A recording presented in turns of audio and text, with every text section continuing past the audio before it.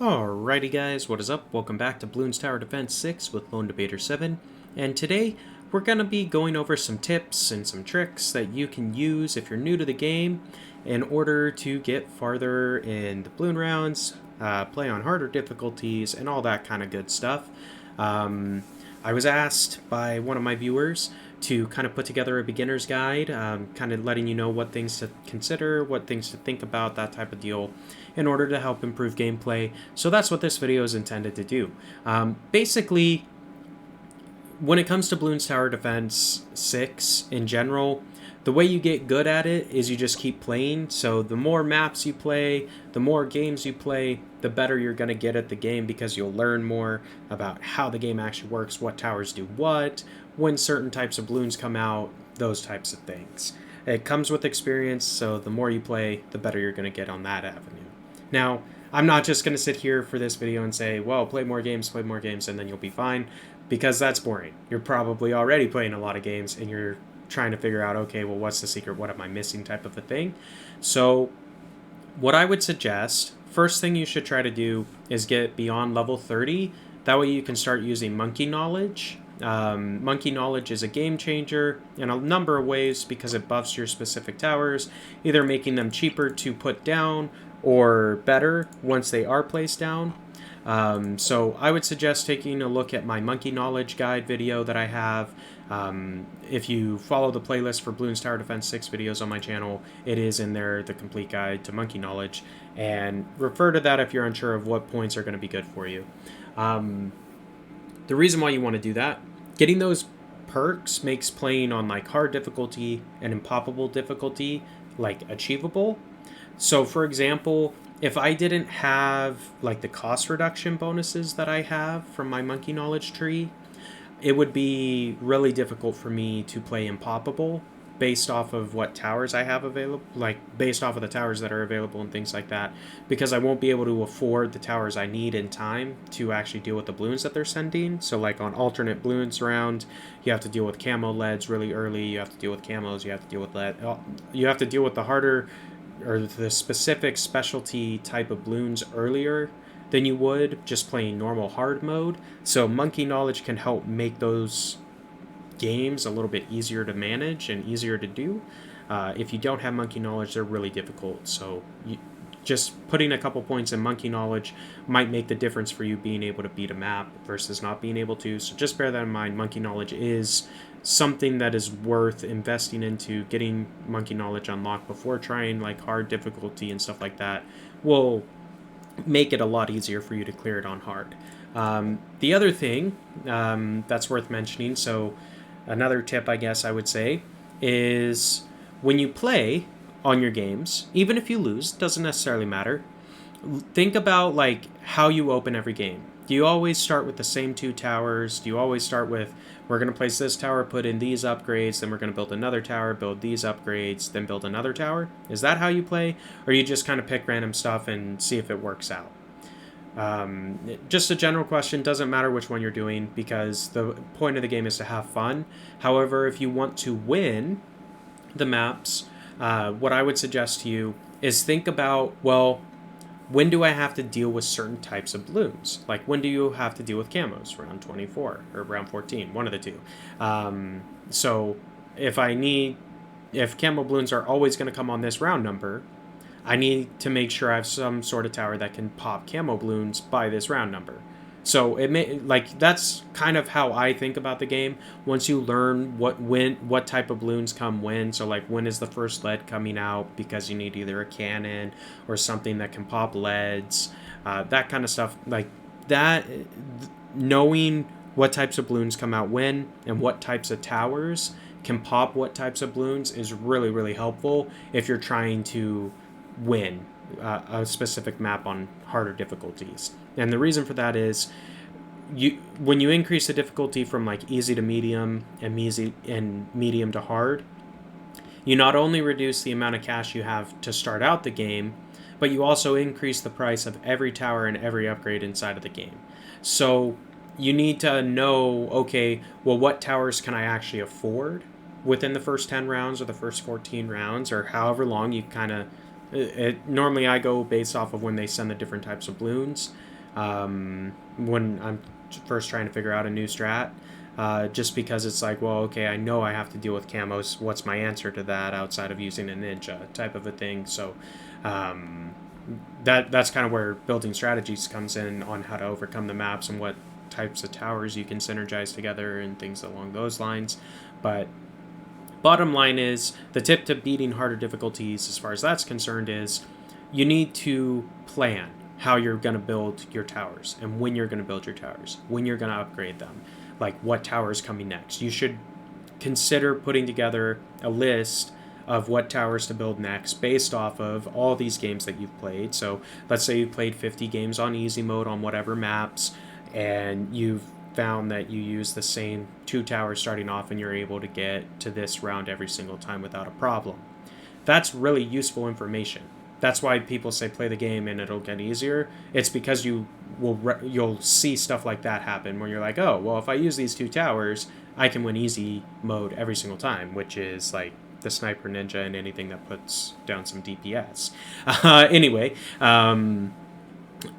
you want to kind of look for that kind of stuff. You want to look for builds that you can potentially do in order to overcome the harder difficulty on maps. That it just takes time, and you kind of got to think about it and look at the upgrades for the towers and stuff like that. So like that way you can see what might work well together, type of a thing. Oh, I have an upgrade. Cool, we'll do that. JK. Okay, no worries. But I'm not going to go through and tell you these 2 towers work really well together and blah, blah, blah. That's not what this video is about. It's just more of a general overview, what to do if you're a beginner to get better at the game. So monkey knowledge, that's 1. 2, plan out how you're going to build your towers. 3, make sure that you've got towers that can pop the types of balloons that you're dealing with. So like a great example of that is on round 40, if you're like, let's say you're going from easy to medium difficulty. On round 40, every single time you're going to have to pop at least 1 Moab. So 1 Moab will come through on round 40 every time you play the game in normal game modes. So how are you going to pop that Moab on round 40? If you're playing medium, how are you going to do it? My answer to that is typically I'm going to build a cannon tower and upgrade it down the middle path to tier 3 to a Moab Mauler, because I know that tower will be able to deal with a Moab in combination with the other towers I normally play.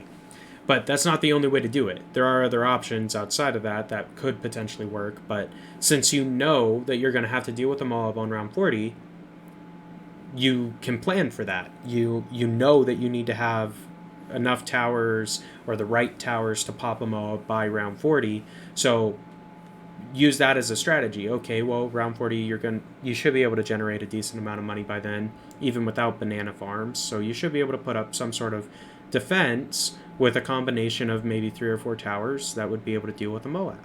I'm not going to, like, there isn't necessarily one way that you have to do it. There's a lot of different ways you can do it, and that's part of the fun of the game, is seeing, what types of towers you can mix together and still win the map or whatever. But that would be my recommendation. Like, plan your tower builds, upgrades, all that stuff around when specific balloon types are coming out what round. And you can find lists of those online. So like if you Google Bloons Tower Defense 6, balloon rounds, just put that into Google. There will be a list. There's probably a wiki page, something like that, that will say, okay, on round 14, these balloons come. On round 15, these types of balloon comes. But it'll do it for every single round of the game. That way okay, well, this is what I have to deal with by this point. So what towers am I going to place to, have enough popping power to do that? So that would be my tip to you if you're new to the game, looking at trying to improve your skill level. Just focus on building out a strategy that's going to work every time.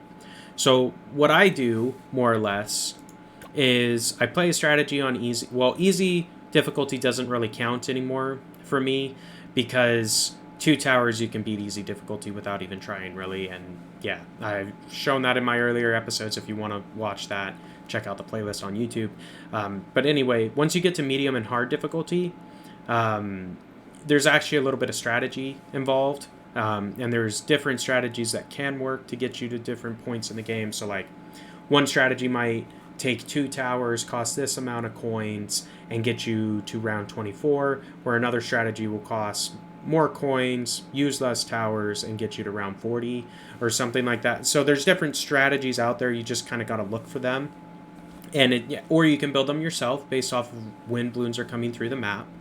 And based off of, what you figure out and what you can calculate, you basically implement that as a strategy and run the map for real. I believe there is a sandbox mode. So like if you go in, like let's say we go Monkey Meadows medium.